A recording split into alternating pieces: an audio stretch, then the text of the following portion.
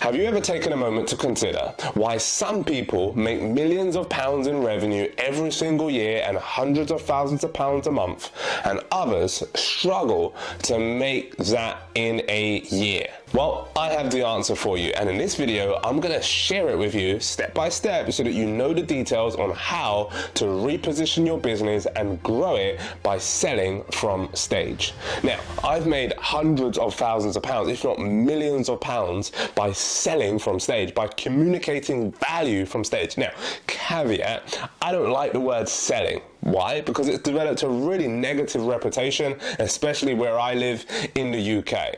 What I like to refer to it as is communicating value. How do you actually communicate the value of what you do and how you do it to a large audience of people in a way that connects with them emotionally, so they're like, yes, I want to work with you?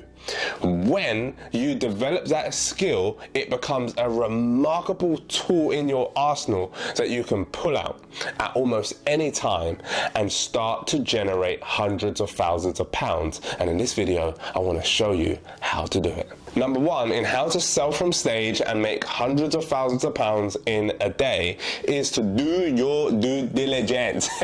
You have to do your research. In other words, know who's in the room.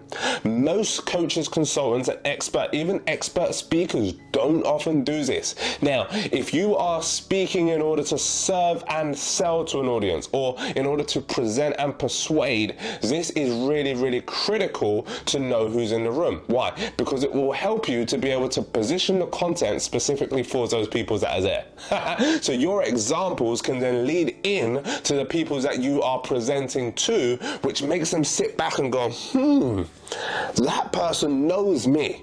That person emotionally connects with me. They are feeling like, even though we're in a room with 30, 50, maybe even 100 people, it feels like they're connecting directly to you.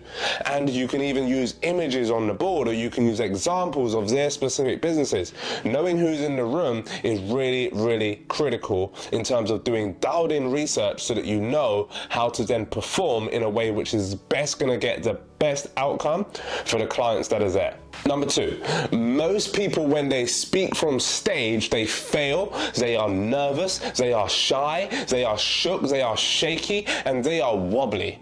Here's one thing that I want you to focus on, and I first developed this skill when I started to go to, what's it called?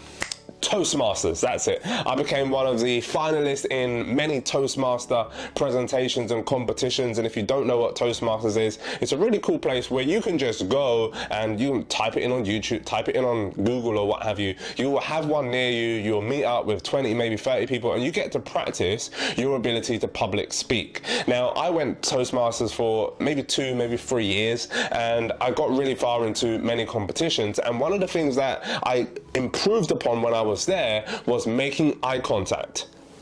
Stop looking at the freaking floor. Nobody's down there apart from your bottom lip when you drop and fail in your presentation. Don't do that. Make eye contact with a specific individual on a specific sentence and for a specific period of time before then moving away from that person and then focusing on a new person. Can you see what I just did there? That helps audience members feel engaged. It makes them feel like you're not looking over them and peering over their heads or looking down at your shoes, feeling all nervous. You want people to feel emotionally connected to you, so look directly into their eyes. Not like that, but you get the picture in it. All right, cool. Number 3 is what we call stage anchoring.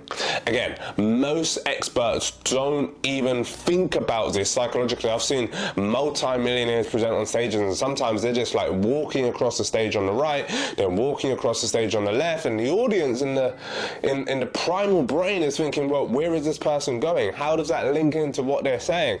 Nobody will actually eloquently say that, but ultimately they're kind of, you've never been in an audience and you're kind of thinking, oh, I don't really get it, I don't really vibe with this person. They're saying good stuff, but you're kind of tuning out. You're thinking about what clothes you got to wash at home or what contracts you got to sign for clients. You're tuning out, and part of the reason that you're tuning out is because they don't anchor the stage. They don't, like, when I say anchor the stage, I mean, one of the techniques that I use that I learned from one of my coaches, Andy, was like, hey, when you're talking about a particular problem or a pain point, talk about it on one particular side of the stage so that the audience starts to identify pain with that part of the stage.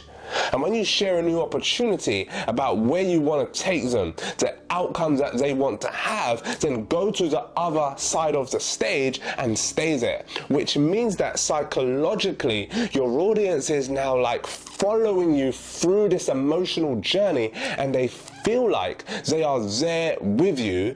And that means that you have what we call congruency in your messaging. What you are saying is lining up with how you are moving across the stage, which means that they are way more likely to feel connected to you and actually listening and taking in what you're saying. That is anchoring the stage. I probably just did it right then. Problem, opportunity, problem, opportunity. That's how you want to start anchoring your messaging to make sure that everything ties in really, really nicely. Now look, if you're getting value from this video, do me a favor. We are trying to get to 5,000 subscribers. Help us to get there by considering tapping that little subscribe button in the bottom corner, and we can help more people receive amazing content just like this. Number 4 is hand gestures. What kind of hand gestures are you using? It ties in back to what we were sharing around eye contact and stage anchoring. You've got to use hand gestures that actually complement what you're saying so that it increases the audience retention and engagement. And I'm kind of doing it right now. Here's a mistake that most speakers, consultants, and experts make when they're on the stage. They do things like that. Don't do it. It is so risky and so cringeworthy and puts you at risk of people really disliking you. So if you've got a point, use a whole hand. Little gestures. In the Money Mastery Academy, we teach a process around hand gestures called making sense, which is different poses such as sovereign, inquiry pose. You know, like when you're thinking of what to say. If you're ever thinking about what to say, just do that and just rub your finger on your chin. Why? Because it makes you look really conscientious and really intelligent rather than just go, right? So this is what we call the inquiry pose. We've got other poses like neutral pose. We've got other poses like soft command when you're trying to make a really strong and clear statement. And then we have the inquiry, then we have the engage pose. Like, hey, I'm inviting you in. I'm inviting you to consider working with us. Open palms signals we are open, we are trustworthy, we are not hands in pockets, not sure. We are clear, we are confident. So utilizing these kind of hand gestures in different ways, different scenarios, is really going to help to elevate your messaging and make it more captivating for your audience. Otherwise, you're going to have people going, what did he say? You want to wake people up, and part of the way that you can do that is by using good hand gestures. Number 5, tonality variation. Again, something that I learned and started to develop when I was at Toastmasters was varying your tonality. Sometimes you've got to speak here, and sometimes you've got to elevate in order to, again, wake the audience up, sense a new opportunity, share that new opportunity vibrantly, and then get them to consider a really important point. And by varying it, what you're doing is you're constantly hitting those neural waves in their brain and getting them to think, getting them to pay attention and stay attentive. Because the worst thing that you can be as a speaker on stage, whether it's live in person or on a webinar or even to a meeting to a group of colleagues, the worst thing you want to be is monotone.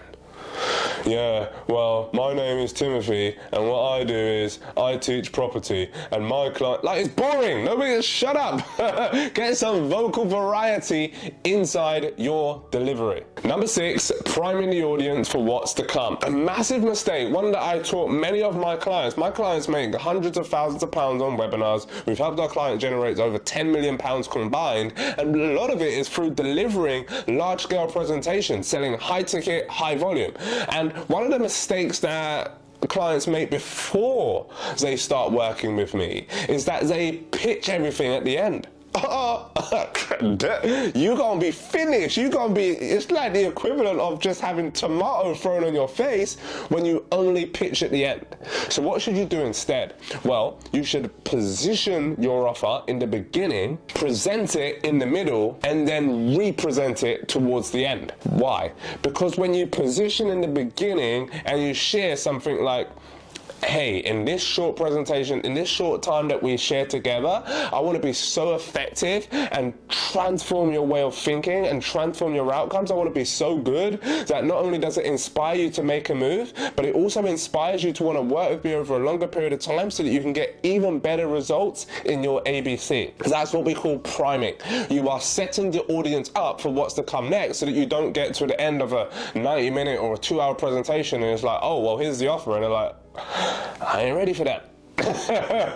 Which is where you get a lot of pushback. So you've got to be able to prime it right the way through. Mention the name of your offer, mention the name of the things that are what to come, so that you increase that level of what? Curiosity. Curiosity will create cash flow. Which brings us on to the last one, which is number 7. This is super valuable. Get a pen, write it down. This is audience interactivity. You have to get the audience, not have to, but you really should consider getting the audience actively engaged. Why?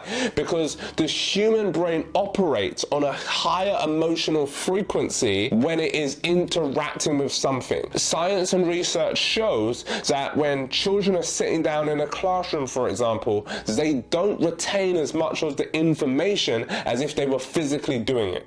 So let me share with you some of the ways that you can get your audience, adults or children, to interact with you so that it increases their engagement and the likelihood that they remember you and retain your information, and the likelihood that they're going to go on then to implement it in order to increase and enhance their results. Number 1 that you can do is don't read your testimonials. What? Why are you reading your testimonials that are on your screen? Don't do that. What you should do instead is say, hey, Jonathan, do you mind reading that on the screen for me, please? Now, when Jonathan reads it, he's getting to read it verbally, he's getting to see it visually, and he's getting to hear it from his own freaking voice. Now that's way more powerful than it coming from me as the person that's speaking on stage. Ain't that cool? And you can do it with obviously multiple audience members, but really getting them to read it out. You know, every different testimony gets somebody else to read it. Now it's registering with the audience. They feel symbiotically connected more so with the message when they say it rather than when you say it. Does that connect? Alright, comment below which one was your favorite tactic, which one stood out for you the most. Was it eye contact? Was it the hand gestures? Was it the audience interaction? Was it anchoring the stage, which I know is something that not a lot of people do and or pay attention to? Listen, speaking from stage has made me 7 figures. It took me 8 years in order to grow my first million in my first business, and it took me 18 months to grow 7 figures in my new business once I started mastering these skills. So if you want to master these skills and you want to take them to the next level, there'll be a link below this video where you can book a call with me or my team and speak to us about how we can potentially help you as a coach, consultant, or expert business owner to scale exponentially. Some of our clients have done this and made hundreds of thousands of pounds in a single day. And if you want to learn how to do that, go ahead, tap the link and book a call. My name is Jazz Rose. You have been absolutely sensational, and if you got value from this video, do us a favor, consider tapping that subscribe button. And I look forward to seeing you on the very next video, which will be somewhere here, I don't know, somewhere around this video. So I look forward to seeing you very, very soon. Go ahead and subscribe. Peace out.